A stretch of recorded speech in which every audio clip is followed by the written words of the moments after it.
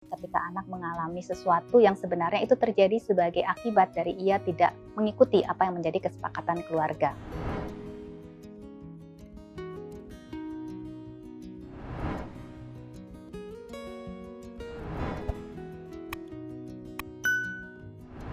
Parents as coach adalah suatu fungsi yang dilakukan oleh orang tua untuk bisa menolong anak mengambil keputusan-keputusan yang terkait kehidupan anak.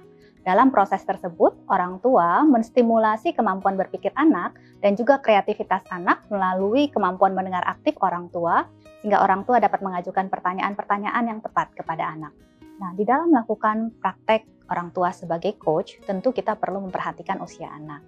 Karena usia itu akan mempengaruhi kemampuan anak untuk berpikir. Dan kita tahu proses coaching adalah proses di mana kedua belah pihak melakukan percakapan dengan banyak kemampuan berpikir, khususnya kemampuan berpikir jernih.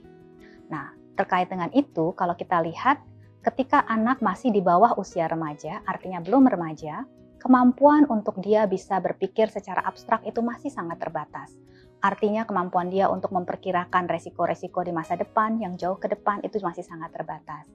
Artinya, di dalam konteks ini, maka ketika anak diajak berbicara untuk mempersiapkan hal-hal terkait masa depan, tentu akan sulit ketika itu di bawah usia remaja. Ini baru cocok ketika anak sudah memasuki usia remaja ke atas.